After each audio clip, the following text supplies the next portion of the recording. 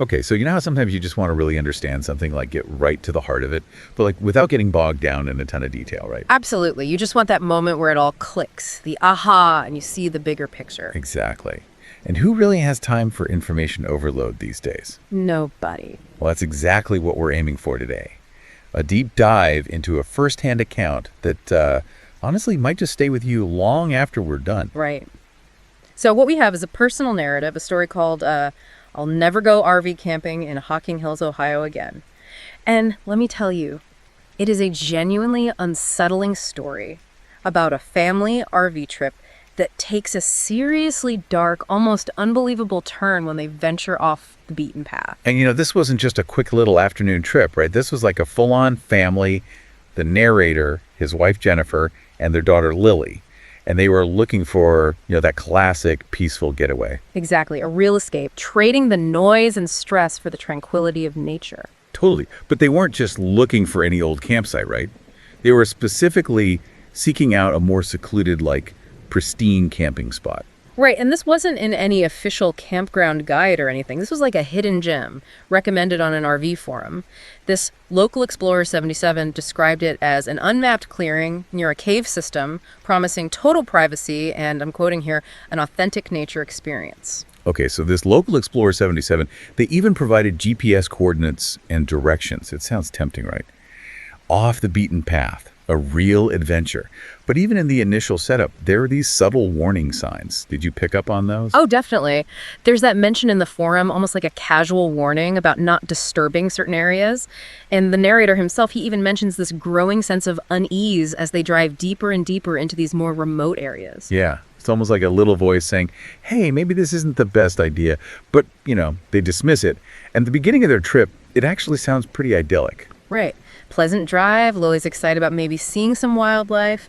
They find this clearing exactly as described. They even find the cave with its cool air and that kind of mineral scent. Their first evening is classic camping. Campfire, hot dogs, stars. It's like the perfect picture. I know. It's like the start of every great camping story. Yeah. But then as they're getting ready for bed, this weird thing happens. This silence falls over the clearing. Right, and it's not like peaceful quiet, right? It's described as this really peculiar, almost oppressive silence, like the usual sounds of the forest, the crickets, the frogs, just disappear completely. Even Jennifer, the wife, she remarks on it saying, it's too quiet. It's so creepy. It's that kind of quiet that makes you feel like something's watching you, even if you can't see anything. Mm-hmm. And for anyone listening, that's our first real hint that something might be off in this seemingly perfect location. It's like a shift in the atmosphere, right? It's subtle, but it makes you lean in and pay attention because you know something's about to happen. Okay, so the very next morning, Lily, she starts talking about these cave children who are watching them. And of course, the parents, their first thought is, oh, it's just her imagination. Of course. Totally normal for a kid. Yeah. But she describes these children in quite a bit of detail, doesn't she? Yeah, she does. Small, thin figures, large, almost cat-like eyes that seem to shine in the dark, moving really fast, whispering in some language she doesn't understand. They even encourage her to draw these cave children, and later on, the narrator mentions how these drawings with their kind of exaggerated features, really long limbs, huge eyes, these unnaturally wide mouths are actually far more accurate than they realize at the time. Right. It's one of those things that seems insignificant at the time, but later becomes really creepy in hindsight. So they decide to spend the day hiking, specifically staying away from the cave. Yeah. But they keep feeling like they're being watched, this sense of unseen eyes following them wherever they go. And then, in the evening, they hear this giggling. And it's not just Lily's imagination anymore. Both the narrator and Jennifer, they hear this high-pitched giggling coming from somewhere in the darkness, and then it just stops abruptly. And then Lily calls out, trying to invite these, quote, cave children to come closer. And the response, oh man, it's chilling. A perfect imitation of Lily's own voice comes echoing back saying, we won't hurt you. It's like something out of a horror movie.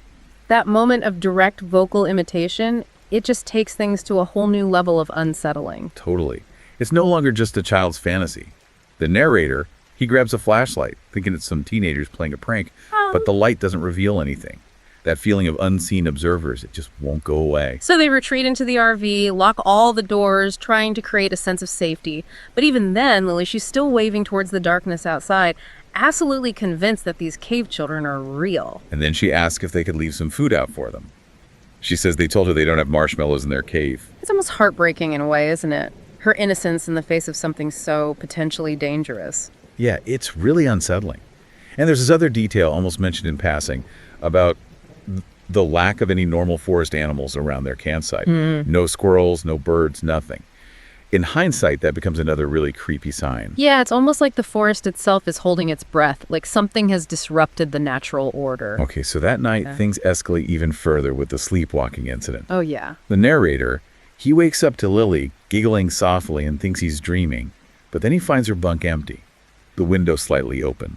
They rush outside, panicked, and find her at the edge of the clearing, right near the mouth of the cave, carefully arranging a little pile of marshmallows, chocolate, and crackers. Exactly what she wanted to leave out for them the night before. And then both he and Jennifer see this quick movement, something small retreating back into the darkness of the cave. And the creepiest part, Lily's explanation. Oh, I know. It's so chilling. She tells them the cave children were crying because they were hungry, and she had promised to bring them food. Like, it's the most normal thing in the world. It's almost too much to handle. And then the next morning, the handprints. Oh, those handprints, that's where it really starts to get to you. They find handprints in the melted chocolate that was left out. They're too small to be an adult. But then the narrator describes them as having too many fingers, the proportions all wrong. You can't just explain that away. Nope, you can't. And logically, this should have been the moment they packed up and left. Right. Get out of there. But they don't. No, because as humans, we have this crazy ability to try and rationalize the unexplainable, especially when it's scary. So they tell themselves it's probably just melted chocolate or the way the light's hitting it. Denial, right. But it doesn't last long. Not when they go hiking again, specifically avoiding the cave this time, and still feel those unseen eyes on them, these fleeting glimpses of movement at the edge of their vision. It's like they can't escape it. Exactly. And when they get back to their campsite that afternoon, there's even more undeniable evidence waiting for them. Yeah. These small barefoot tracks forming perfect concentric circles all around their RV. The narrator tries to be logical, saying maybe it was raccoons or possums, but even he knows it doesn't feel right. And Jennifer, she's really disturbed. She points out how deeply pressed these little prints are, like they were made by something much heavier than you'd expect. And of course, Lily, she has no fear. Right. She says they came and took the food. Oh, man. I know. And she even points out these crude symbols etched into the rock where she had left the food. Symbols that were definitely not there before. It's like something is deliberately messing with them. Yeah, it's a clear escalation. No more subtle hints. They're being sent a message. So they finally make the decision to leave the next morning. But even that decision seems to be met with resistance. Right. As they're preparing dinner, the normal sounds of the forest actually return. But this time, they're more unsettling than the silence. It's almost like the woods are trying to lull them into a false sense of security. Like a calm before the storm. Totally. And Lily, she gets even more agitated, staring intensely towards the cave, repeating things like, "They're waiting for me, and they're my friends now." It's like she's being drawn to them, like she's under their influence. Okay, so that night, during the first watch, the temperature inside the RV plummets. Like it gets so cold that frost starts forming on the inside of the windows. In July. What? I know, right? And then the sounds start. Small hands patting against the outside of the RV, rhythmically, all around them. No way. Yes. They even see small handprints appearing on the inside of the frosted windows, pressed from the outside. And again, the narrator mentions that they seem to have too many fingers. Then there's scratching coming from the roof hatch, like something's up there trying to get in. It's like they're under siege. Totally. Oh, And through all of this, Lily is sleeping peacefully. And then this soft humming starts. A melodic humming that seems to vibrate through the whole RV. The melody is described as simple, almost childlike, but off-key, not fitting any normal musical scale. And then, Lily starts humming the exact same tune in her sleep, perfectly in sync with the sound coming from outside. Oh my God, that's terrifying. It's like they're connected somehow. Right. The narrator gently wakes Lily, and she mumbles about a going-away song and being taken to deep caves. And she says these things have been searching for a new sister and that she's perfect. And then she falls right back asleep, leaving them with this overwhelming sense of dread. That's the stuff of nightmares. So dawn finally breaks, and they're like, okay, we are out of here. But as they're trying to leave, they hear this huge rumbling sound like an avalanche. Oh. The access road they used to drive in is completely blocked by a massive landslide. tons of earth and rock. Deliberate. Definitely deliberate. Right, like something is intentionally trapping them. It has to be. They try to find another way out, but every path is blocked by fallen trees, sinkholes, new landslides. Talk about a feeling of helplessness. I know. They're Yeah. totally trapped. So they try their cell phone. And incredibly, they get a bar of signal. But as soon as Jennifer tries to make a call, the phone emits this high-pitched squeal. The screen fills with those same strange symbols they've been seeing. And then it just overheats and shatters in her hand. Okay, so this is beyond creepy now. It's like something is controlling the technology, preventing them from getting help. And they try their emergency radio, but the same thing happens. They're completely cut off. What about Lily? How's she reacting to all this? That's the really disturbing part. She's not scared or surprised at all. She just watches everything with this eerie sense of anticipation, like she knew this was going to happen all along. And as the day goes on, she gets more and more distant, humming that creepy melody constantly, staring towards the cave. It's like she's no longer fully herself, like she's being pulled away from them. Exactly. She refuses to eat, talking about a welcome feast that's being prepared for her. And then she starts drawing. Incredibly detailed pictures of a cave system, labeling tunnels and chambers with those same strange symbols. Okay, those drawings are way too detailed for a child, especially one who's never been in those caves before. Exactly. It's like she's accessing knowledge that isn't her own. And in these drawings, there's always this big central chamber at the bottom, surrounded by the smaller figures and this even larger figure that she labels the old one who waits below. It sounds like something out of ancient mythology. They're getting desperate, so they decide to try and hike out on foot, even with Lily. They figure 5 miles to the nearest trail is their best chance. Makes sense. But they barely get 500 yards before Lily stops dead in her tracks, pointing at something they can't see, and says in a flat, emotionless voice, "They're blocking the way. They say we have to go back now. It's almost time." And at that moment, the temperature drops, and they hear that high-pitched laughter echoing closer through the trees. It's like an invisible wall. They're being herded. Exactly. They have no choice but to go back to the RV. And as they're stumbling back towards the clearing, they finally see them, the figures, standing at the edge of the forest. Oh no. Small, childlike, but all wrong. The narrator describes their proportions as distorted, their skin almost translucent, huge eyes reflecting the light, and mouths that open way too wide, full of sharp teeth. They're just watching, forming a silent circle around the clearing. And then the humming starts again, vibrating through the very walls of the RV. It's like they've been cornered by a pack of predators. And Lily, she starts humming with them, her eyes taking on that same reflective quality. Like she's one of them. Jennifer tries to pull her back into the RV, and Lily bites her hard. What? And then she speaks, but her voice sounds like multiple children talking at once. Yeah. She says, "It's too late. The invitation has been accepted. The old one will emerge to welcome the new sister." It's like she's speaking for them, delivering a message. And at that moment, the ground starts to shake. It feels like giant footsteps approaching from deep underground. Like something massive is waking up. The RV lights go out. The temperature plunges even further, ice crystals forming on the windows. The narrator sees more and more of those figures emerging from the darkness surrounding them. The humming gets louder, almost unbearable. And then Lily starts having a seizure, convulsing violently. This is so intense. I can't even imagine the terror. It's pure chaos. And then the ground beneath them gives way. The whole clearing is collapsing, forming a huge funnel that spirals down into the network of caves below. Oh God, they're being swallowed up. The RV is tilting, sinking fast. The narrator grabs Lily and tries to get to the emergency exit. He manages to get the door open just enough to see what's happening. The ground is a swirling vortex leading down into the dark tunnels, and those figures are all around the edge of the opening, their humming shaking the earth. And then darkness.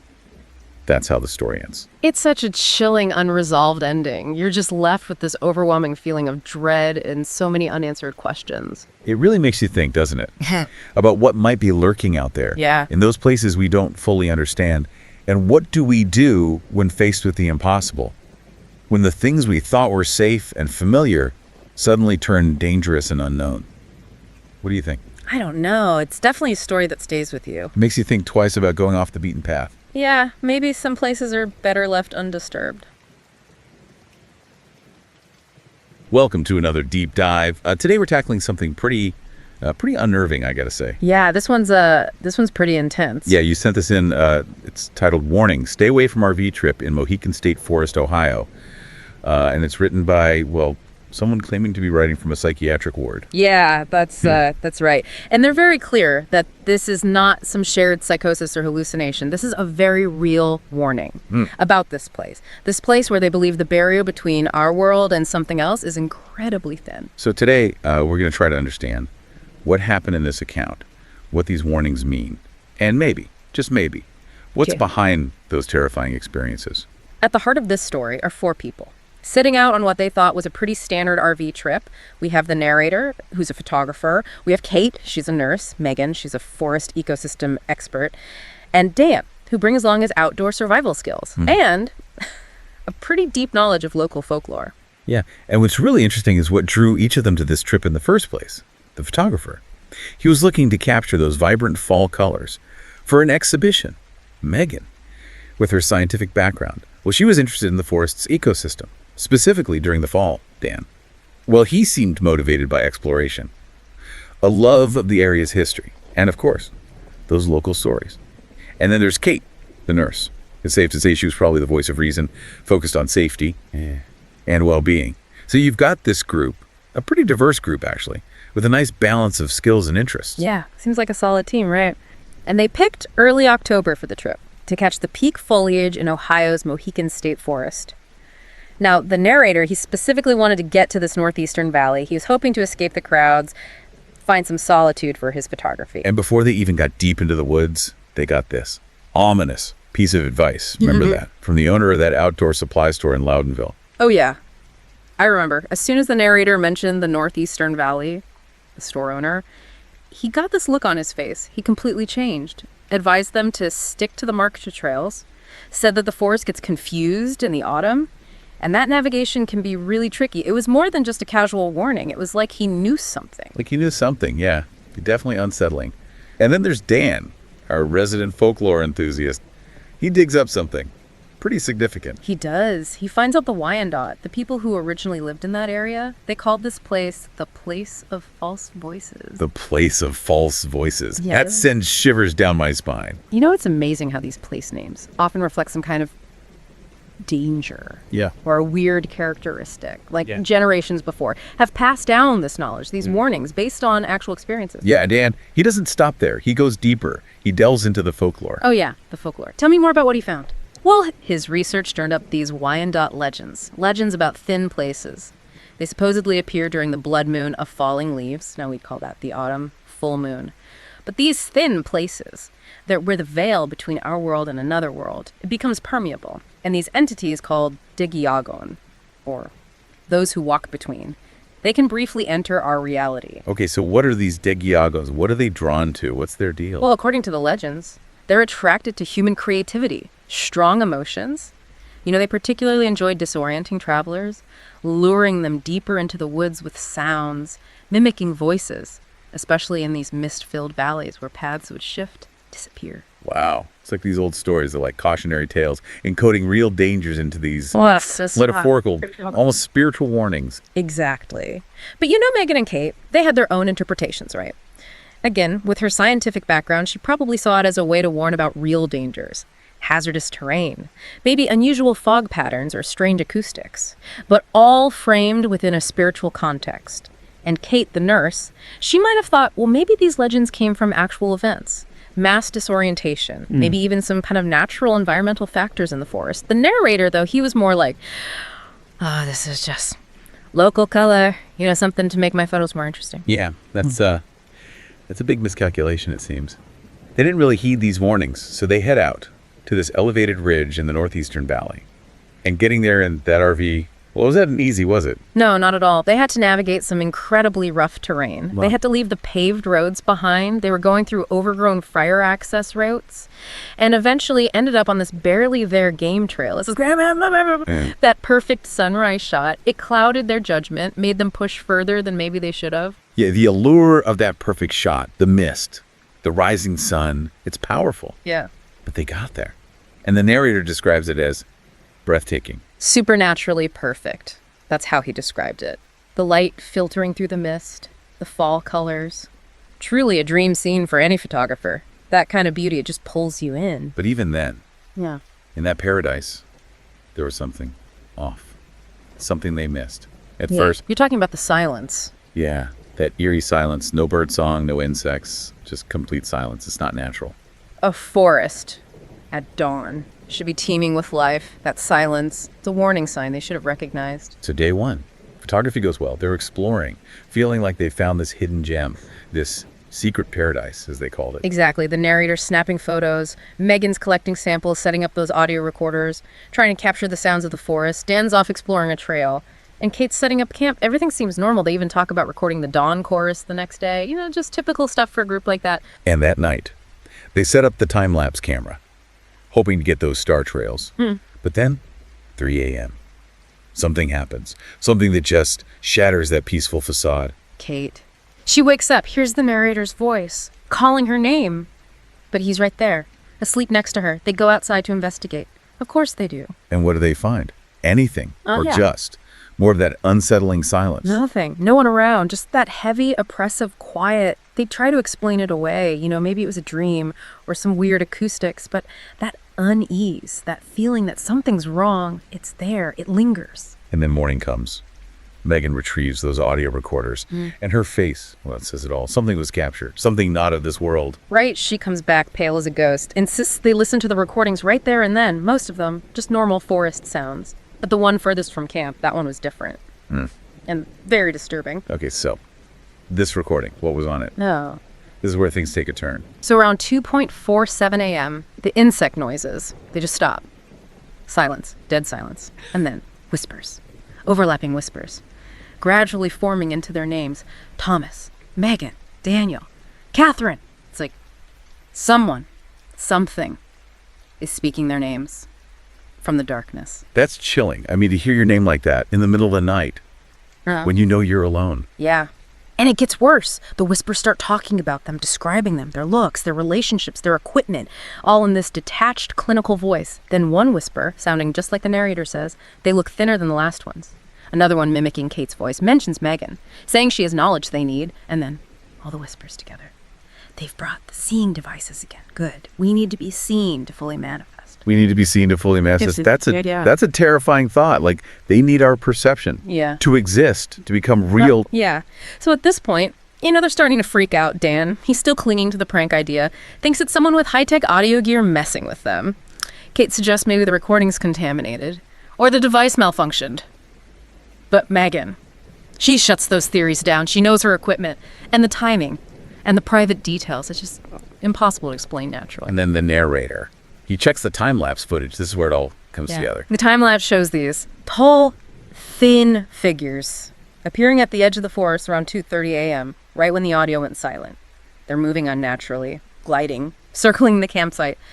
And just before dawn, they all turn to face the camera, and the narrator notices this.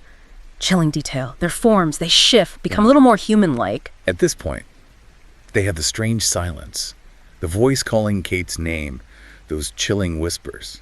And now, figures on camera.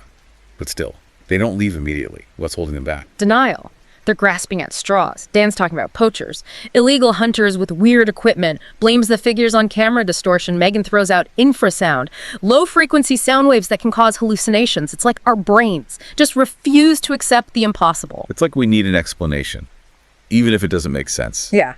So Dan, he keeps digging into the folklore, finds this Wyandotte ritual. A ritual of respect involving autumn leaves and spring water. It's supposed to guarantee safe passage through the forest. Kate latches onto this, maybe a way to appease these, whatever they are. This gesture of respect, it was misunderstood. Yeah. Tragically so. Yeah. Later. When it's too late, Dan finds the full story, the warnings. It wasn't a blessing, it was an invitation, an offering to the entities. They were summoning what they feared. So, they performed this ritual. What would it entail? It's sunset. They gather around the campfire. Dan brews this tea, red maple and oak leaves steeped in spring water. They each drink some, expressing gratitude to the forest.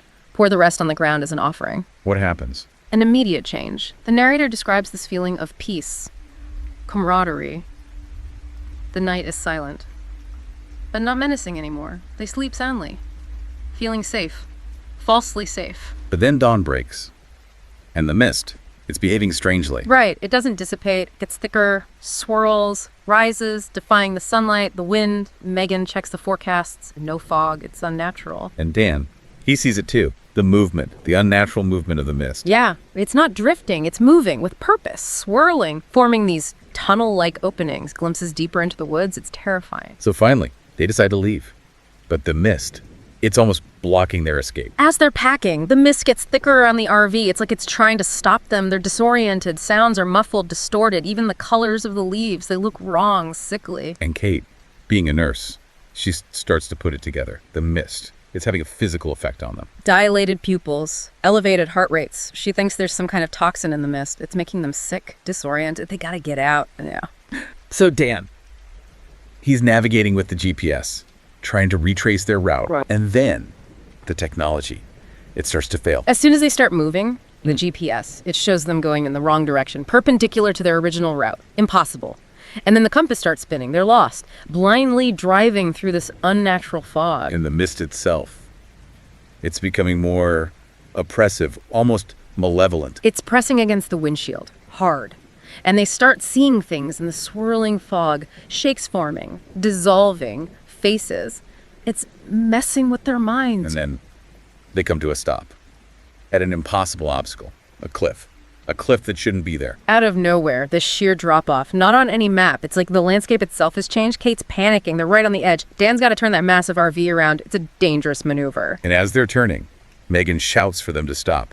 What does she see? The mist things, and she sees the forest, transformed giant conifers. Ancient, covered in this weird moss, a type of forest that doesn't exist in Ohio. It's alien. That's when they know. This is not their world anymore. Trapped between a phantom cliff and an impossible forest. Inside the RV, the fog pressing in, showing them glimpses of shifting impossible landscapes. Yeah, and then their campsite. It reappears in the mist. Everything's set up like they were never there. It's surreal. Disorienting. And Dan, he makes that horrifying realization about the ritual. He finds the full text, the warnings. The ritual wasn't a blessing, it was an invitation. He led them into this. He blames himself. And then So, it happens. Kate's voice. They're outside the RV, but she's right there with them. her voice, calling for help, perfect imitation. She's inside. Kate knows, immediately.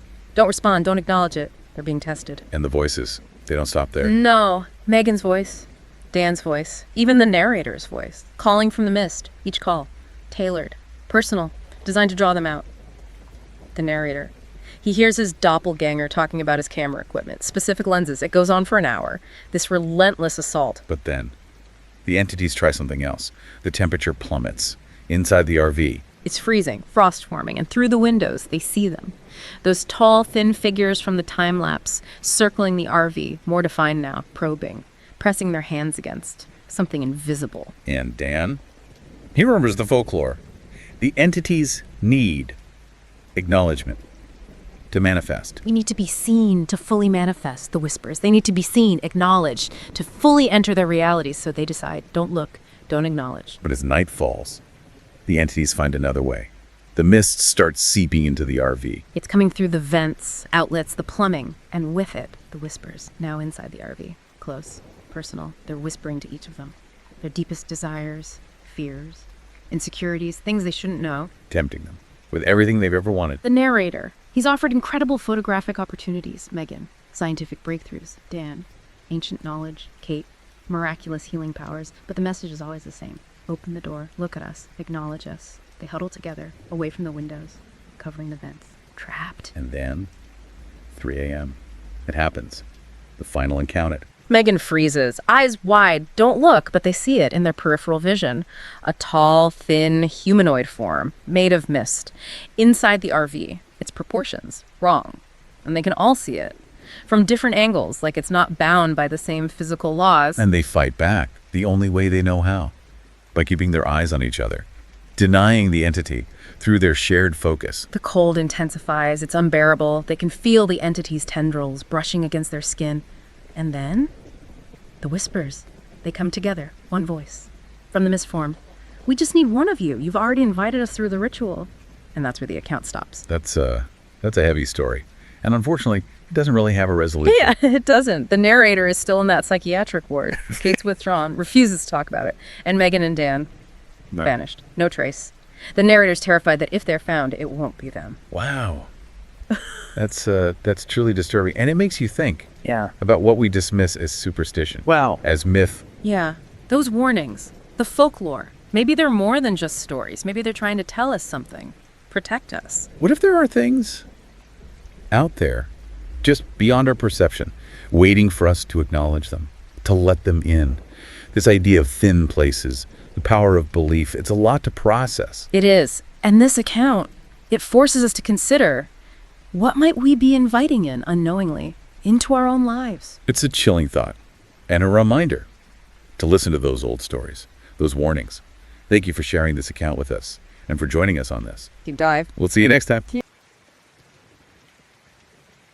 All right, so you know why you're here, right? You want to get smarter faster, and I think we all kind of want that. You want those key insights without like totally drowning in information. Right. And that's exactly what the deep dive is all about. So today we're going to dive head first this time into a really gripping personal account called Salt Fork Lake, Ohio. Never again, don't ever make my deadly mistake. Okay, so what really grabs you right off the bat with this story is how raw it is. Yeah. You know, it's not like some carefully crafted, objective report. It's just this raw outpouring of one guy's experience, and it's really unsettling. This is like a warning, straight up warning against camping at Salt Fork Lake in Ohio, specifically the eastern shoreline and all those hidden coves. Yeah, and that's what we're going to do today, right? Unpack this whole thing, trace the events as the author describes them, and then kind of think about, well, what are the different ways we can interpret this story? Yeah. Because it really throws a lot at you, doesn't it? You've got these claims of supernatural encounters mixed with the father's very raw account of trauma, and then you've got the way the authorities explained it away as oh, this is just a tragic accident and the guy had a mental breakdown. I mean, it's a lot. It's a lot, right? So we're going to go deep into the story exactly as it's told. We'll examine all those details, but we're not going to jump to any conclusions ourselves. Right. Okay, so let's just start at the beginning. So what drove this family to Salt Fork Lake to begin with? Well, I think this story taps into a very, very common need. That urge to just disconnect from all the pressure of everyday life. Yeah. He talks specifically about how hard it is to be a high school history teacher right now. Yeah. He's dealing with constant budget cuts. The pandemic is still messing with education. Standardized testing is always looming. So it's like all these things are creating this wedge between him and his wife, Lisa, and their daughter, Emily. Yeah. So they saw this camping trip as a chance to reconnect and find some peace. Yeah, and you get the sense that this wasn't just any campground, right? I'll go. He was really searching for something different, like a true escape from everything. So he finds this quote-unquote perfect spot through some online forum for RV enthusiasts. And there's this user, Ohio Explorer, who paints this picture of a secluded cove on Salt Fork Lake's eastern shore, and they describe it as paradise for families.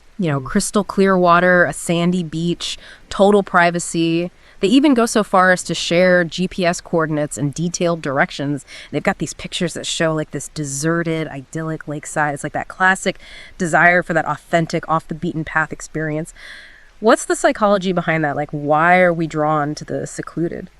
I think there are a few things at play. It's the promise of peace and quiet, a break from the constant stimulation of our everyday lives. There's also that element of discovery. You stumbled upon something special, something untouched. And then the fact that you have to put in some effort to get there kind of makes the experience more rewarding. It does, yeah. It's like you've earned this private sanctuary. It definitely sounds like they earned it. He talks about the 3-hour drive from Cincinnati, how the roads just kept getting more and more remote and winding. And then there's this gravel path that Ohio Explorer had mentioned that turned out to be, pretty challenging. And you really get the feeling that Lisa is in the passenger seat, carefully navigating with both the GPS and paper maps, which tells you how isolated this place must have been. Maybe no cell service. Even that final turn to get to the cove was practically hidden, overgrown with plants. He even talks about how worried he was about scratching their brand new RV trying to maneuver down this barely there trail. Oh, wow. It just gives you this really clear image of their determination to reach this promised haven. So all that effort probably just made their expectations even higher, don't you think? Oh, absolutely. When you invest that much time and energy into getting somewhere, your initial experience is going to be amplified. It's like the relief of finally arriving, combined with how beautiful this secluded cove was. It just creates this really powerful, positive first impression.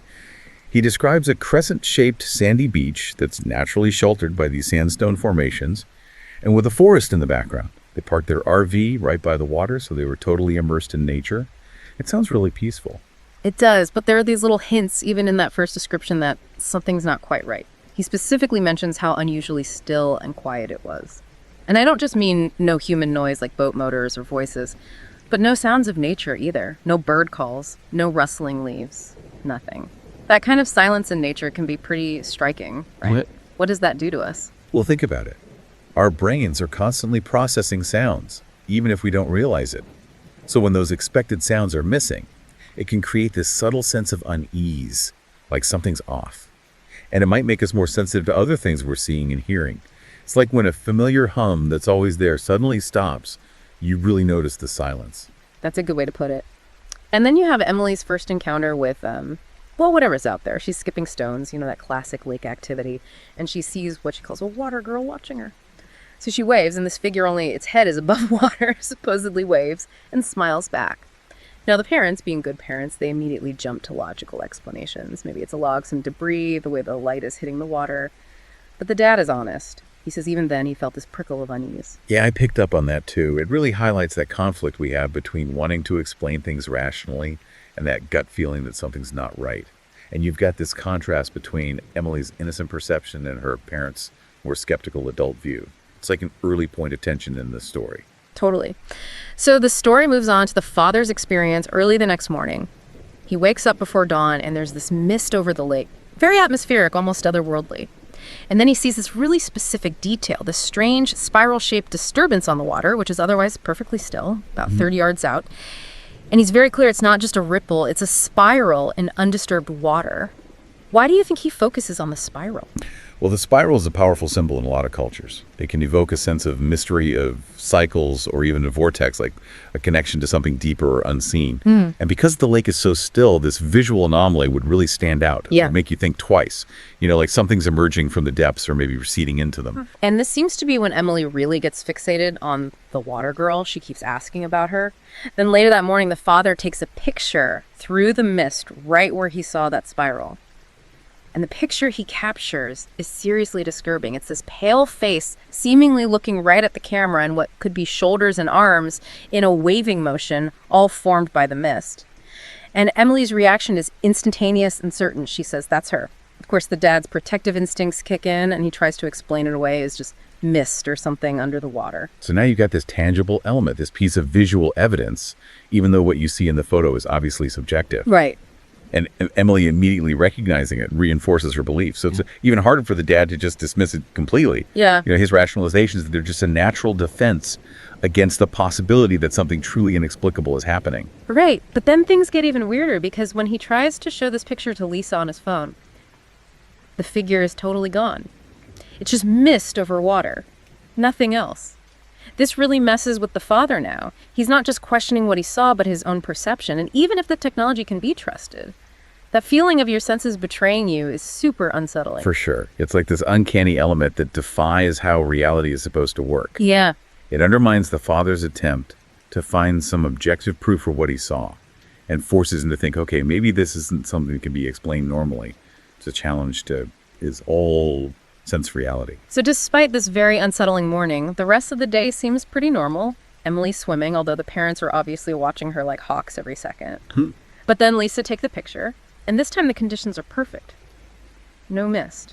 And in the water right behind Emily, there's this very distinct disturbance that looks exactly like a small head with pale skin and dark hair. Now remember, they're totally alone in this cove. It's just them. There's no one else who could be in that picture. Right. To me, Lisa's photo feels like a huge escalation. Absolutely. Yeah. Because now you have what seems like a more objective piece of visual evidence. It's clear there's no mist, and it's a recognizable form, so it's way harder to dismiss than the father's picture from earlier. And because they're alone in the cove, it really implies that this isn't another person. It's something else, something specific to this location. Right. And then as evening comes around, Emily starts saying some really chilling stuff. She says the water girl, who she now calls Sarah, wants to play. She's giving off this vibe that Sarah is lonely and has been waiting a long time. And then she says something truly unsettling. She says Sarah talks to her telepathically, in my head when I'm in the water. Wow. She says Sarah's been alone for a long time and now she doesn't have to be anymore. That idea of silent communication is just so creepy. Yeah, it really shifts the whole nature of these encounters now. Right. The water girl isn't just something they see. She's interacting directly with Emily on a mental level, at least according to Emily. And now you've got these themes of loneliness and a desire for companionship, which gives you a motive for this interaction, even though it's a very unsettling one. Yeah. It goes beyond just seeing something to directly engaging with it. And of course, the parents react differently. Lisa tries to be rational and says maybe it's just an imaginary friend, a normal thing for kids that age. But Molly won't have it. She gets frustrated that her parents don't believe her and insists that Sarah is real. She even implies that her parents will understand eventually. And the chapter ends with the father doing something totally out of character. He double locks the RV door. Really? Yeah. That one action really shows how their unease has turned into genuine fear. Definitely. It's like he's moved beyond just trying to rationalize it. He's actively trying to protect his family from something he doesn't even understand. So the next part of the story takes us into the middle of the night. The father is suddenly woken up by this really specific sound coming from inside the RV. It's this soft, rhythmic padding sound. He even describes it as sounding like small, wet footsteps, which is super creepy.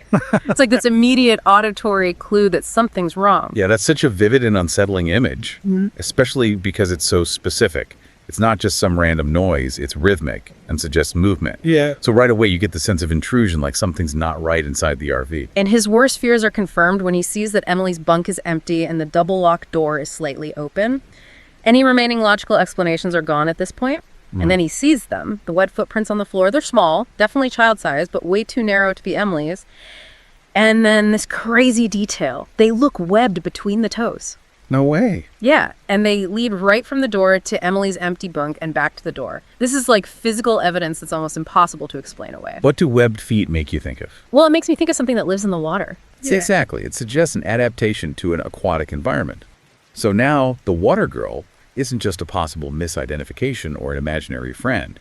She could be something non-human, or at least something very closely connected to the water. It's a very disturbing detail. They frantically search outside and find Emily near the water's edge, soaking wet and unresponsive at first. When she finally comes around, she's disoriented and talks about this dreamlike experience where Sarah was singing to her underwater and showing her her home. And as they're carrying Emily back to the RV, the father catches a glimpse of something pale and oval-shaped in the water right where they found her. It's another quick visual confirmation that something was actually there. Right. And Emily being wet and confused and talking about a watery dream all links her disappearance directly to the lake and the water girl. And that quick glimpse the father gets kind of validates Emily's experience. Even though it's brief and open to interpretation, it just chips away at those purely rational explanations. So back in the RV, the wet footprints are back, both Emily's larger bare footprints and the smaller, distinctly webbed ones. But the smaller set dries up and vanishes before they can take a picture, which is so frustrating for the father because now he's lost a vital piece of evidence. It's almost like something is deliberately trying to hide the truth. Right. It adds to the almost ghostly nature of what's happening. It's like the evidence is temporary, only there long enough to be seen, and then it fades away. So he can't get any solid proof to show anyone else. And that can lead to feeling isolated, like no one's going to believe him. The next day, things change. The parents are obviously shaken by everything that's happened, so they decide to pack up and move to a state park campsite that Lisa had booked as a backup. They agree to spend one more day in the cove, but now they're hypervigilant. That initial desire for isolation has totally flipped. They need to be around other people, even if it's just the perceived safety of a busy campground. It makes sense, though, doesn't it? Oh, yeah. They need witnesses, a sense of normalcy, and the possibility of help if things get worse.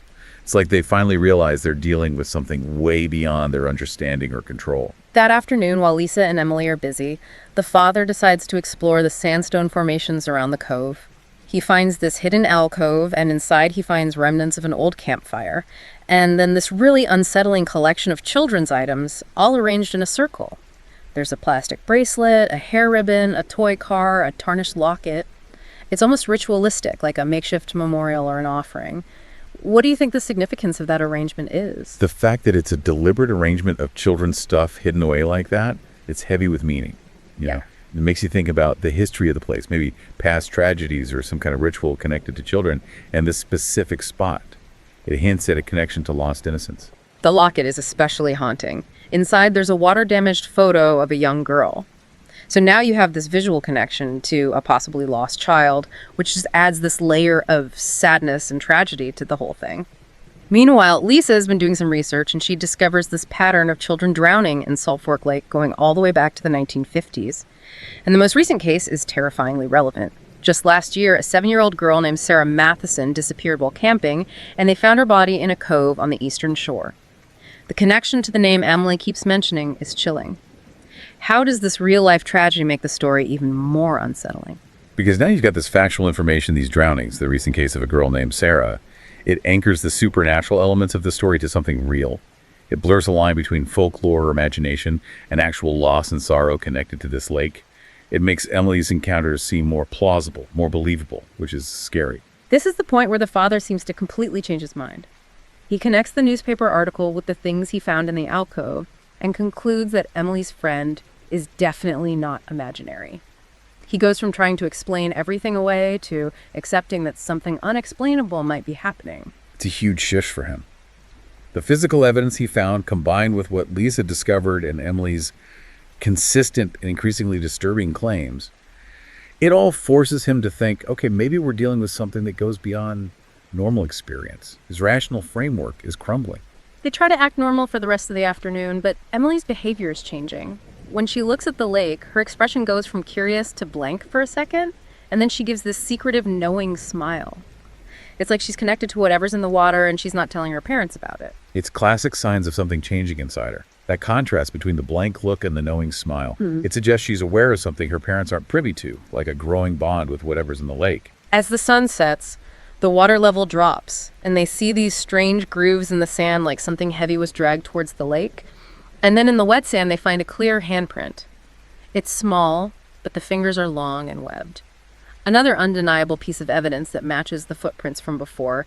It's getting really hard to ignore what's going on. Definitely. Finding that physical evidence that backs up their earlier experiences just makes it all more real. And that handprint is significant because it's a clear sign of something not human, or at least not normally adapted, connected to the lake. That night, Emily refuses to go to bed. She's adamant that Sarah wants her to stay up and see secret things under the water and her collection. Oh, no. And then the way she talks completely changes. She starts speaking like an adult, describing Sarah's collection as little pieces of everyone who's ever swum with her. She talks about how lonely Sarah has been since her accident and how she needs a friend to stay with her. And she says very matter-of-factly that Emily has been chosen. It's just not normal for a child to talk like that. It's almost possessive. It really does sound like she's being influenced directly by something. The way she uses adult language and those specific details like the collection, the accident, the idea of being chosen, it's all pointing to something external shaping her thoughts and words. It's scary to hear a child talk like that. The parents are terrified now. They decide that no one sleeps alone. That night, the father takes the first watch and he hears this soft, melodic humming coming from outside the RV. He describes it as a lullaby, but it's not in any language or tune he recognizes, and the pitch changes in ways that seem impossible. And then Emily, asleep in her bunk, starts humming along perfectly in tune with it. That level of connection to this bizarre sound is so creepy. How do you explain something like that? It makes you think there's a deep connection between Emily and whatever's making that sound. Maybe subconscious or maybe even supernatural. The fact that she can hum along to those impossible sounds in her sleep means it's an influence that goes beyond what she's aware of. It's like she's in sync with something from another world. And then when the father tries to wake Lisa up so she can see what's happening, the humming stops both outside and from Emily. It's like whatever it is knows what they're doing. Wow. He also notices that Emily's skin feels abnormally cold. Then they hear the soft tapping on the RV walls moving all around like something is checking for weak spots. It's deliberate and really unnerving. The fact that the humming stops when he's about to wake Lisa really suggests there's an intelligence behind it, like it's trying to stay hidden. And the systematic tapping implies intent, like it's evaluating its options, or maybe even marking its territory. Then around 3 a.m, things escalate. A child's voice, definitely not Emily's, speaks from right outside the RV door. It's soft and sweet, but with this really creepy wet quality to it. The voice asks to be let in and mentions a promise Emily made. Now the parents are in this impossible situation. They want to protect their child, but they're terrified of what's outside that door. Using a child's voice and referring to what Emily said, it's like a tactic to manipulate the parents to prey on their empathy. And the wet quality of the voice is this constant reminder that whatever it is connected to the water. They don't open the door, so the voice gets more insistent, more frustrated. They hear the handle jiggling, and then the voice transforms. It becomes this chorus of overlapping children's voices, all speaking together, all demanding a friend. This unnatural cacophony must have been paralyzing. That shift from a single voice to a chorus, it creates this sense of an unnatural group all wanting the same thing, which is way more threatening than just one voice. It implies that this isn't just one entity, it's many, all with the same creepy desire. The pounding on the RV gets louder. They rush to Emily, and what they see is horrifying. Her skin has this grayish color, her fingers look longer and more webbed, and her eyes fly open, revealing this pale milky blue. It's like their daughter is physically transforming right before their eyes. It's a nightmare. It's the most disturbing and obvious display of whatever's influencing her. The changes to her skin, the webbing her eyes, it all suggests some kind of merging or takeover, a total violation of her body. And then Emily speaks, but her voice has that same wet quality as the voice outside. She says she's coming inside. She doesn't need the door anymore. I've invited her, and that's enough. He mentions that her teeth look sharper when she smiles, and she talks about how amazing it is under the water where they've all been waiting. It paints this terrifying picture of what's happening to her. It's a confirmation of their worst fears. The invitation is like a final, irreversible action. It's like there's no barrier anymore. And her description of this underwater world where they've all been waiting, it suggests this whole group of entities all wanting to connect with the living. Lisa's reaction is pure terror. She says, "That's not Emily talking. We need to leave now." The story ends with their desperate escape. The father starts the RV while something is pounding on it. Emily's switching between crying and that altered speech. The headlights illuminate dozens of pale, not quite human figures in the lake, and then this last awful detail. As they drive away, Emily convulses and throws up this impossible amount of lake water. It's a terrifying ending. The whole escape scene just emphasizes how desperate their situation was, and seeing all those figures in the lake makes it clear this wasn't just one isolated thing. They were up against something bigger, something potentially evil. And Emily throwing up that lake water, it's just this last confirmation of something unnatural happening. It's a really disturbing story, and it leaves you with so many questions. It's about a family looking for peace and quiet who stumble onto this seemingly perfect but isolated place, and they're subjected to these increasingly strange and frightening events that end with them fleeing for their lives. It's the ambiguity that's so compelling. You have this detailed account that reads like a horror story, but you can't help but think about other explanations. Could this be a father dealing with unimaginable grief, his trauma manifesting as this super real and scary story? Maybe there are elements of local legends at play, amplified by how isolated they were and the history of the lake. And then you have those recurring details, the descriptions of the water girl, the photos, at least at first, those weird webbed footprints and the handprint, the collection of children's stuff, the documented history of drownings, and then Emily's terrifying transformation.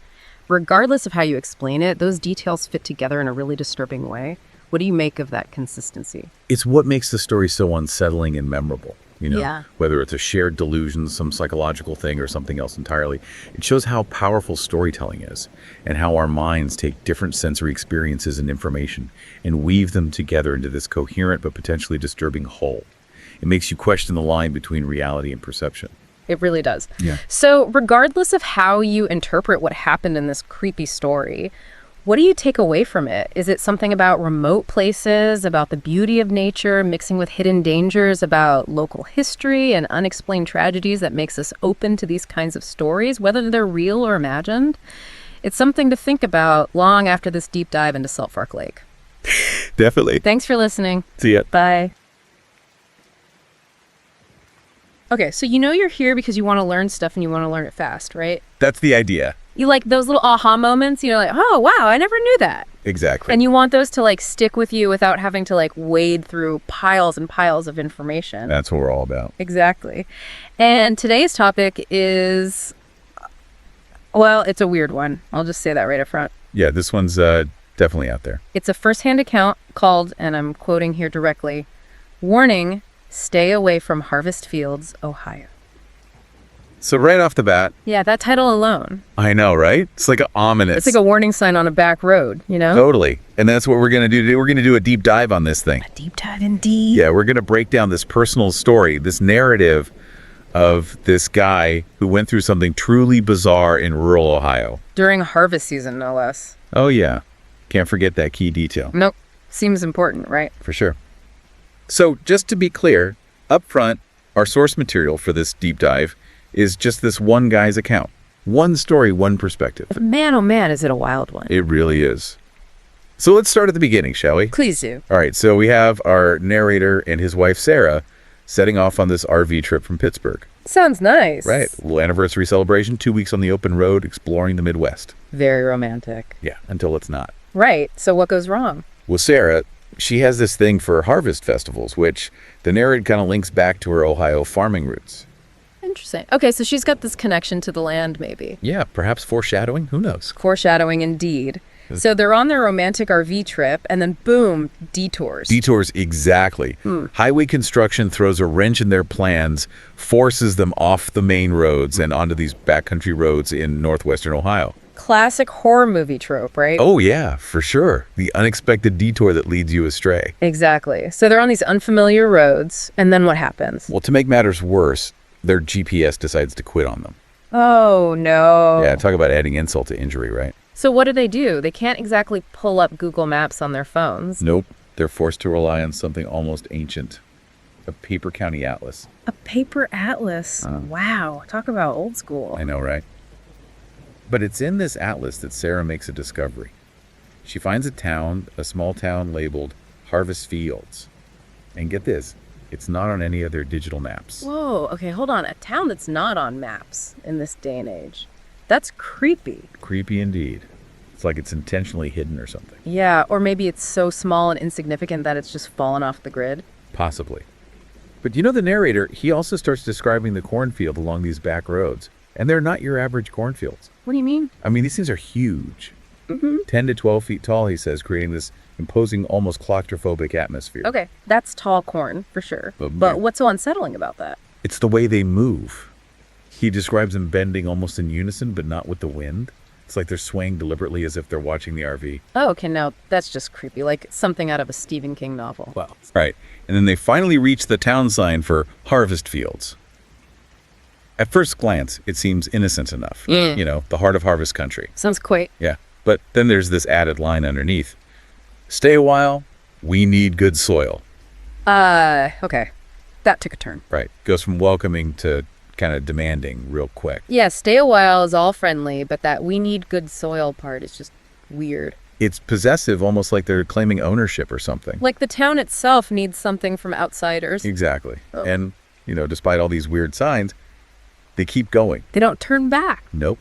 Yeah. Sarah's curiosity gets the better of her. She thinks maybe it's an old farming commune or something. So they're drawn in by this mystery. They are. They drive down this long, isolated dirt road, which just adds to the feeling of being cut off from the world. And then what's the town like when they finally arrive? Well, the narrator describes it as this perfectly preserved historical village. Like a time capsule. Exactly. Very little lighting, no modern businesses. It's like stepping back in time. But not in a good way. Not in a good way, no. It feels almost artificial, like it's too perfect, too staged. Like a museum exhibit or something. Yeah, exactly. And then there are these sensory details that just add to the creepiness. Like what? Well, first off, the air is unusually cold for early October. Okay, that's a little weird. And then there's this smell that permeates the town. It's sweet, but also earthy, almost like something's decaying. That's not a good combination. No, not at all. And then they encounter their first resident, Elder Thomas. Okay, and what's he like? Well, he's described as this elderly man wearing pristine overalls. Pristine overalls. That's a strange detail to focus on. It is, right? It's like he's too clean, too put together for a farmer. Right, and he's got this limp. Yeah, hinting at age or maybe an injury. And his speech patterns. Very old-fashioned, almost archaic. He calls their RV a motor carriage. Motor carriage. Well, I know, right? Yeah. And the detail that really gets me is his eyes. They're pale and unblinking. That's freaky. Yeah, it's like he's looking right through you. Not a lot of warmth there. Definitely not your typical friendly small-town resident. No, sir. So they chat with Elder Thomas, and they notice something else. There's no one else around. It's a Friday evening, but the town is deserted. That's really strange. Right. Sarah tries to explain it away by saying it's harvest season and everyone's out working in the fields. Okay, maybe. But it's still eerie, right? Oh, yeah, definitely. And the silence is deafening. No cars, no music, no people talking, just this unnatural quiet. Like the town is holding its breath. Exactly. And despite all this, they accept Elder Thomas's invitation to an evening gathering at Harvest Hall. They go along with it. They do. They're curious, I guess. And maybe a little bit drawn in by the mystery of it all. So what's this Harvest Hall like? Well, it's dimly lit with oil lamps and candles. Okay, that's kind of spooky already. Right. It's decorated with all these rough-hewn furnishings and antique farming tools. Like a museum of the past. Yeah, exactly. Yeah. It really emphasizes this feeling that the community is stuck in time. And what about the people at the gathering? They're all dressed in these old-fashioned muted clothes. The women are wearing long dresses and caps. The men have beards. And the children are eerily still and silent. It's like a scene out of a historical reenactment or something. Yeah, or maybe a creepy cult. Uh-oh. Yeah, so they're at this gathering, and they're offered this drink called Harvest Cider. Sounds delicious. Maybe. But the narrator describes it as having this strange, earthy undertone, and after just a few sips, he starts feeling disoriented. Okay, that's not good. No, it's not. And Sarah, she drinks it down like it's water and becomes increasingly fascinated by the community. Almost like she's been hypnotized or something. It's a possibility. And then Elder Abram, he starts talking about the harvest cycle, this whole from soil to stock to soil again thing. Sounds kind of poetic, but in a creepy way. Right. On the surface, it just seems like a simple farming saying, but given what happens later, it takes on a whole new sinister meaning. Yeah, like a cycle of death and rebirth, maybe. Exactly. And then there are these disturbing black and white photographs on the walls showing the townspeople farming, but there's something off about them. Off in what way? The narrator can't quite put his finger on it, but he says there's just this indefinable wrongness to them. Like something's hidden beneath the surface. Yeah, it's unsettling. And then Sarah, in her cider-induced state, volunteers them for this special harvest in the far north field. What, she volunteers them for a harvest? Yep. And the community is all too happy to accept their help. This is getting weirder by the minute. Oh, yeah, yes. So after the gathering, the community's behavior takes on this almost aggressive, hospitable tone. What do you mean? Like they're constantly pushing more cider and food on them. Like force feeding them. Almost. Yeah. And they start asking these strange questions about the RV and the narrator's travel history. What kind of questions? Very specific questions, but strangely outdated. Like they're trying to understand the outside world through this very narrow historical lens. Like they've been cut off from society for a long time. Exactly. And when the narrator tries to ask about the town's history or its location, he gets nothing but vague answers. They deflect his question. They do. Although Thomas just says, Harvest Fields has always been as you see it, which is just creepy and unhelpful. Like they exist outside of time and space. Exactly. And when the narrator mentions needing to resupply, they freak out. They freak out. Yeah, Thomas insists that their store has everything they need and warns them about the confusing roads. It's like they don't want them to leave. It's very clear they want to keep them isolated. At this point, the narrator starts experiencing some serious physical and mental side effects. From the cider? Most likely. He's getting lightheaded, his vision's blurry. It's not good. Meanwhile, Sarah's falling deeper under the town's spell. Oh, yeah, definitely. There's this scene where one of the women, Martha, is stroking Sarah's hair, and Sarah's talking about feeling connected to the land. Like a spiritual connection. Exactly. She even claims that her grandmother's people were from Harvest Fields, which the narrator knows isn't true. So they're messing with her memories. It seems that way. And then Thomas tries to separate them. Separate them? How? He suggests that Sarah would be more comfortable resting at the Evans house. Like with a random family. Yep, very strange. The narrator refuses, though. Good for him. He's starting to catch on. He is. Yeah. But then Thomas requests that they move their RV further out beyond the oak grove.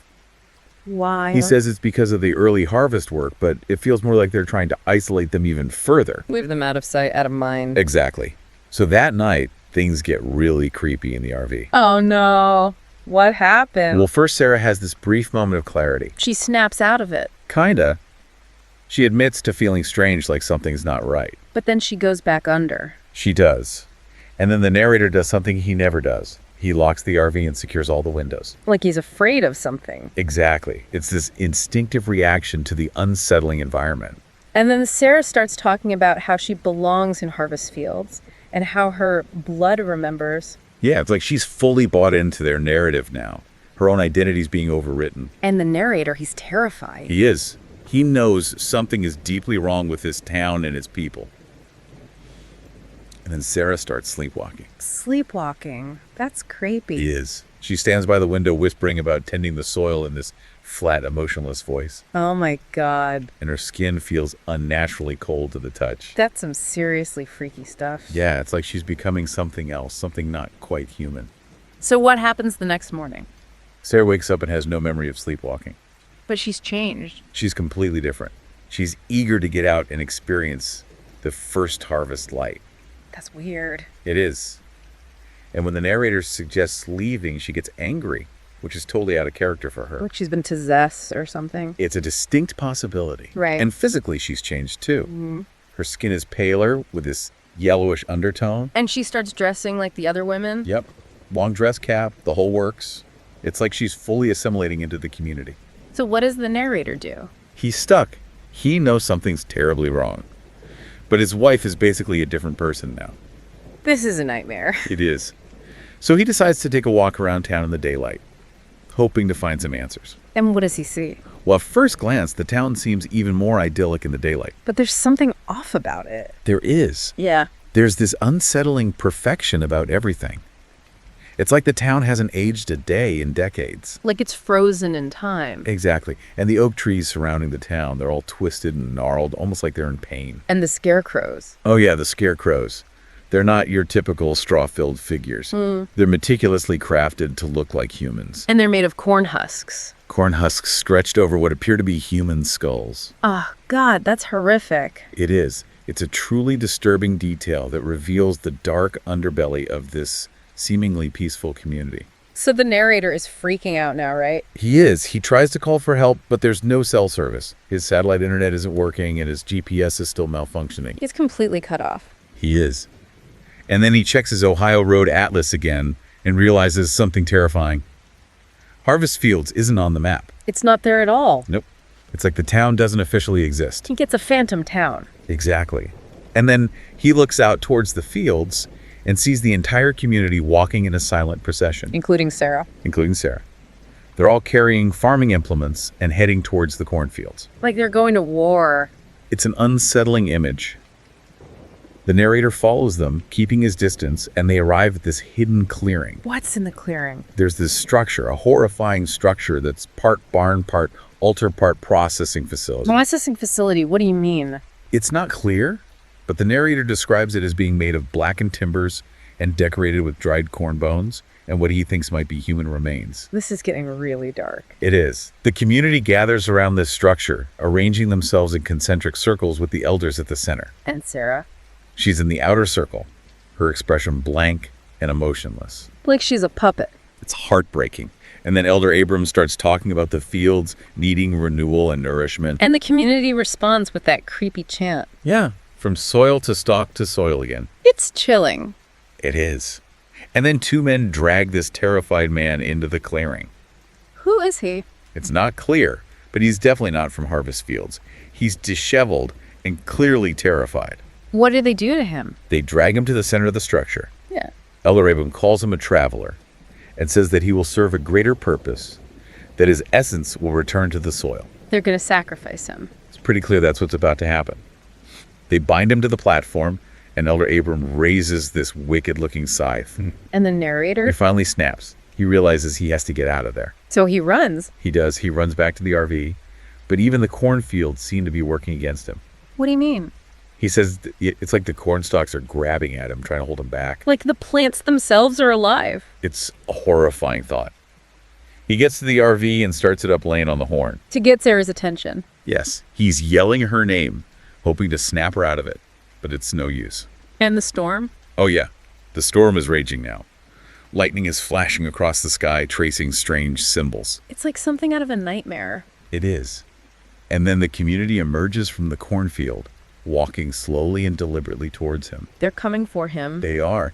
And Sarah is with them now, closer to the center of the group. She's one of them. It seems that way Thomas calls out to the narrator, saying that Sarah has found her place, that her blood returns to its source. That's messed up. It is. It's like they believe they're reclaiming something that was lost or stolen. And Sarah? She looks at the narrator with this blank stare and says in a flat voice that she's staying. She doesn't want to leave. She doesn't. And then she does something truly chilling. She invites the narrator to join them. To join the cult. To become one of them. The community nods in unison, their movements so synchronized that it's almost inhuman. So what does the narrator do? He has a choice. Stay and risk becoming one of them, or leave and lose Sarah forever. It's a no-win situation. It is... He chooses to leave.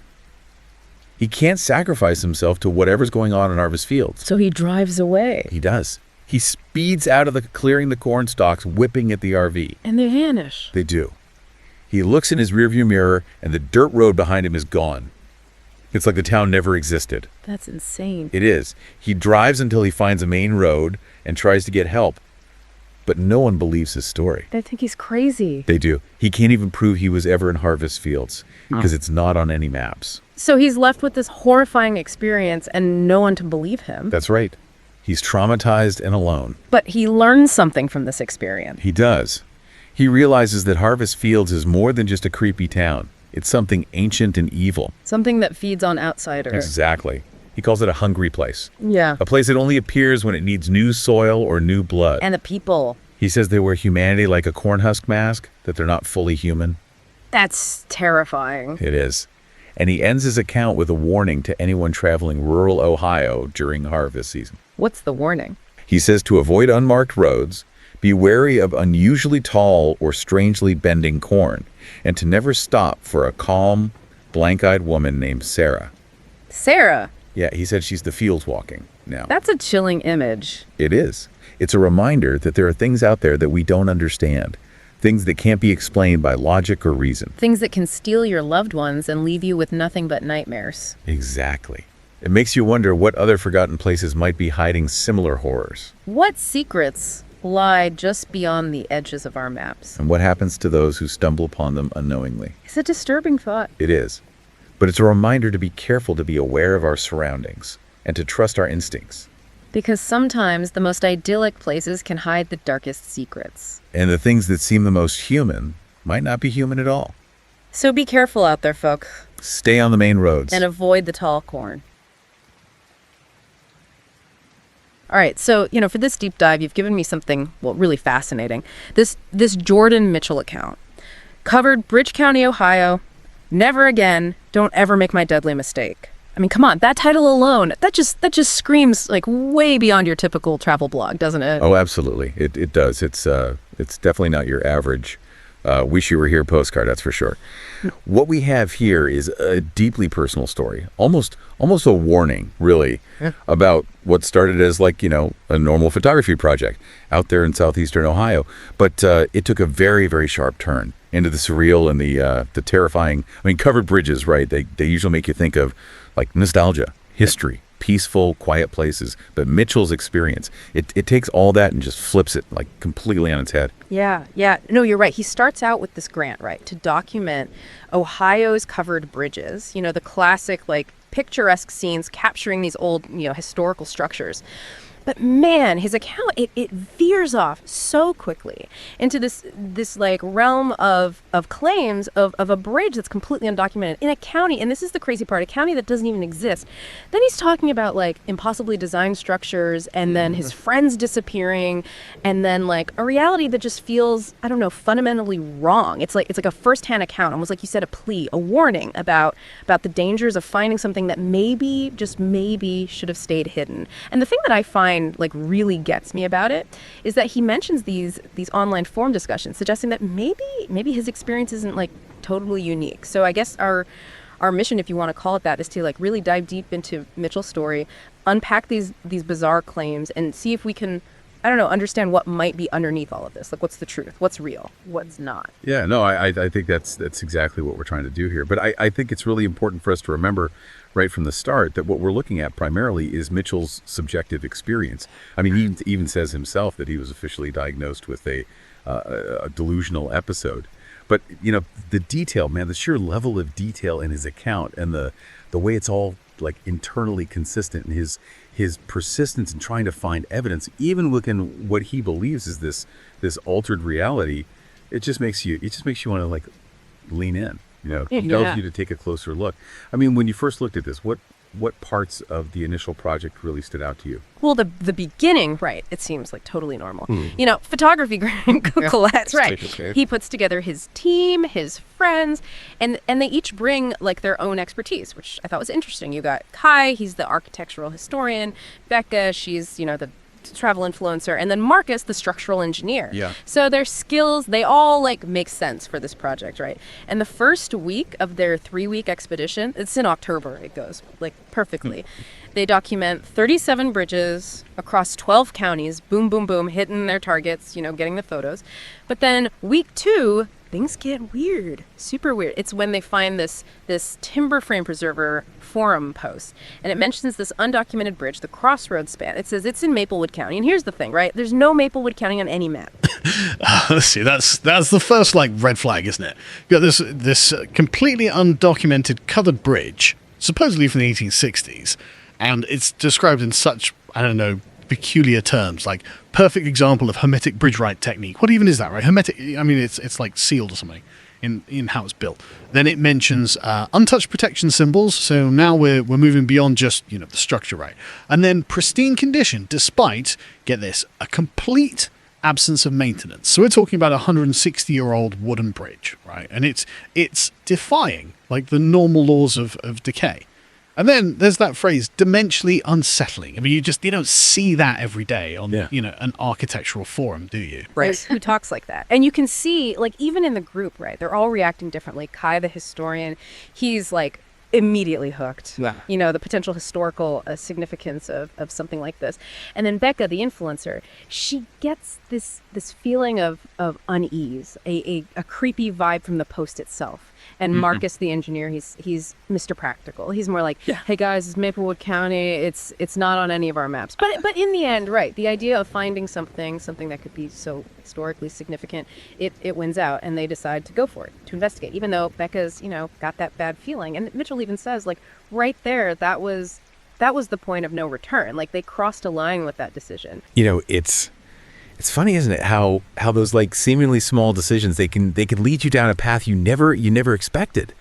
And their journey into this Maplewood County, it just gets stranger and stranger. They're on these roads, and I mean, okay, they're getting worse, which you'd expect in a remote area. But then the landscape itself, it starts to change. And not in a good way. Like, the fall colors, they should be vibrant, right? Mm-hmm. But they're muted, like drained. And they start seeing these trees that look, I don't know, ancient. Not like the trees they're used to. And then a fog, right? It's everywhere, but it's not like normal fog. It's like it's rising from the ground, like something's wrong with the environment itself. And then there's the silence. Mitchell keeps talking about this growing, this unnatural silence that seems to, like, absorb all other sounds. No birds, no insects, no, like, distant farm sounds. It's just the hum of the RV and this heavy, almost like suffocating quiet. It's like that classic horror movie trope, right? Mm-hmm. Where all the normal sounds of life they disappear, and it just adds to the feeling of dread, like the world is, I don't know, fading away around them. It's creepy. It is. It really is. It's like the world is holding its breath, waiting for something to happen. And by the time they finally come across the Crossroads span, the atmosphere, man, it's thick with anticipation and this growing sense of unease, like something's about to go down. And the bridge itself, oh man, it doesn't disappoint. It's weird from the get-go. Bright red color, like jarringly bright red, and it's huge, like twice as long as any other covered bridge they've seen.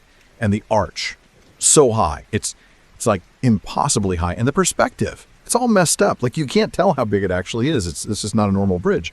Not at all. No. And right away, Marcus, the engineer, he's like, there's no way. Like, he's saying it's structurally impossible given, 19th century building techniques. But Kai, he's in heaven. He's totally fascinated. He's talking about this unique truss system, how it's got elements of both the Burr arch design, which is, common in America, and then this European hammer beam construction. It's like, mathematically it shouldn't even work. And Mitchell, he's the photographer, right? Yeah. He's struck by how perfectly preserved it is. There's no weathering, no signs of repair on a wooden bridge that's supposed to be over 160 years old. It's like it's not even subject to time. And it gets weirder. Like, as they get closer, the details, they get even more, I don't know, more out there. The entrance sign, it's got this archaic lettering. There's no builder's name. There's no county designation, which, you'd think there would be. And the portal posts, they're carved, but they're carved with these intertwined vines and these faces. And Becca, she's touching them, and she says they feel warm. Like pulsating. It's like the bridge isn't just some, old structure. It's like alive or connected to, I don't know, some kind of energy. All right, so let's talk about what happens when they actually go inside, because this is where things get, like, really crazy. That feeling of impossible dimensions, it gets stronger. Everything feels like compressed. The perspective is totally messed up. And then the carvings, man. There are these intricate carvings everywhere. And Kai, he recognizes them. He says they're Pennsylvania German protection hexes. It's like a type of folk magic meant to ward off like evil or negative influences. But he says these ones, they're different. There are variations he's never seen before. So it's not just decoration, right? It's like purposeful. Like they mean something. Yeah, and what really gets me is how Mitchell describes these figures, human figures, and they're carved into the wood, but they're like partially emerging from the wood itself, and their proportions are all wrong. It's just creepy, man. It's like something is trapped in the bridge, or like trying to get out, and then you've got the photos that Mitchell took, and there and all these like weird things in them, contradictory details depending on the angle, impossible shadows, impossible structural elements, and then in some of them there are these tiny human figures in the background, like way in the background, and Mitchell swears that no one was there. It's like whatever reality exists inside this bridge, it doesn't play by our rules. Oh, for sure. And then there's the time thing. They spend 4 hours inside, but it feels like way less time to them. So it's like the bridge exists outside of normal time. And then Marcus, he's measuring, right? And he finds that the interior span of the bridge is like longer than the exterior. And then Kai, he's getting all frustrated because the symbols in his notebook, the ones he was copying down, they're changing. It's like the bridge is like fluid, like it's not even stable. It's interesting though, Becca, she's the only one who doesn't seem like bothered by any of this, or maybe she's just not noticing it. She's just focused on how perfectly preserved it is. Like she's just, I don't know, enthralled by the mystery. Yeah, and that difference in how they're all reacting, I think that's important. It could be that the bridge, it affects people differently depending on, I don't know, maybe their beliefs or how open they are to weird stuff. And then remember the door, that heavy wooden door, it closes by itself. Wow. But then Becca, she touches one of the carved symbols and it opens. Like no effort. So it's almost like the bridge is like responding to them. Like it needs a specific kind of, I don't know, understanding or connection. And maybe Becca has that and the others don't. Yeah, that's a good point. But here's the thing, right? Despite all this weirdness, all these red flags, they decide to stay the night. And then, get this, they decide to park their RV inside the covered bridge. I mean, Mitchell even says later how crazy that decision was. Like, they were all just, like, ignoring something really, really important. And the craziest part, the RV fits, like, easily inside this bridge that now seems way, way bigger on the inside. It's almost like the bridge is, like, inviting them in, like, welcoming them into its weird little world. The night they spend in the Crossroads span, this is where Mitchell's story gets really, really dark.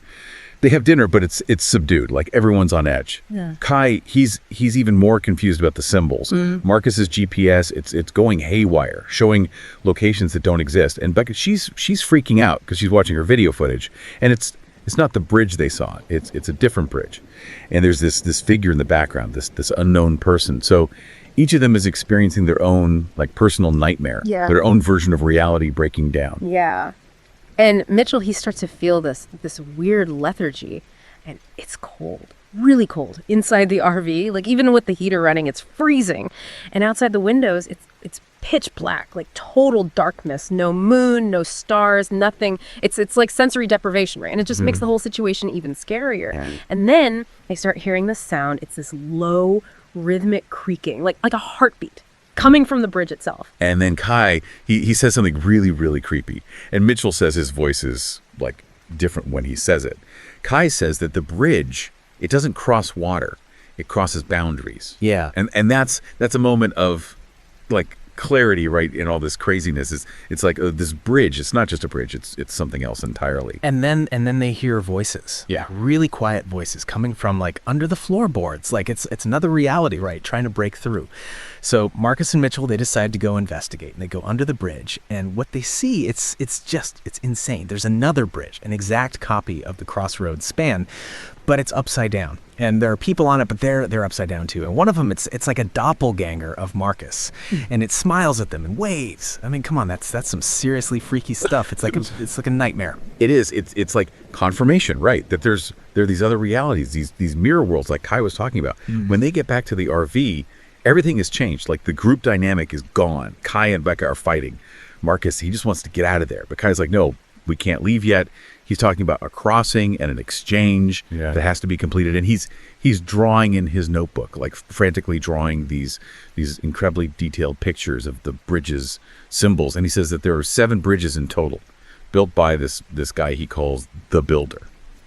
And then Becca, she just comes out with this memory out of nowhere. She remembers someone named Alexandra being with them, but none of them remembered this Alexandra person. It's like their memories are being messed with. And then Marcus, he's trying to be rational, right? Trying to explain all this. But then Kai, and this is the creepy part, Kai, he blocks him from leaving the RV. And Mitchell says that Kai's, like, his appearance has changed. Like, he looks subtly, but really disturbingly different. It's like they're trapped. And what happens next is pure chaos. Mitchell describes it as fragmented, like everything's happening at once. Marcus opens the RV door, but it's not the outside. It's a void, like filled with stars, like a rip in reality. Yeah. And then Becca, she screams. She sees something behind Mitchell, and Kai, he's speaking in some language that none of them understand. And the creaking sound, it's getting faster, louder. And the voices from under the bridge, they're louder too. It's like a total sensory overload, like reality is collapsing around them. And then Mitchell runs. He just bolts. He sees this tunnel inside the bridge, but it's like defying perspective, like it's not a real tunnel. And then he sees them emerging from the wood of the bridge, these partially formed duplicates of himself, of Becca, of Marcus. Like they're being born from the bridge. And he hears Becca and Marcus yelling at him to stop as he runs, but he keeps going. He runs into the darkness. It's a moment of pure terror. You know, he's running for his life, and then all of a sudden he's out. He's back in the normal darkness. But the bridge, it's different now. It's old, dilapidated, not that pristine, impossible structure it was before in the RV. It's gone. His phone shows the right time, the right date, but his photos, they're all just of an empty, normal bridge. It's like nothing happened. Yeah. And then he runs into this truck driver, and the truck driver tells him that there's no such thing as Maplewood County, that he's in Vinton County. And that's when Mitchell's whole world, it shatters. I mean, his memories, sense of place, everything he thought he knew, it's gone. And then, of course, the investigation. Like we said, there's no evidence, no bridge, no RV, no sign of his friend. So officially, it's a missing persons case. And Mitchell, he's diagnosed with a delusional episode. But then there are these little things, these differences, and they're subtle, but they're consistent, and they're verifiable. Like brand logos are wrong, movies have different endings, public figures are alive when they should be dead, or vice versa. And then the big one, right?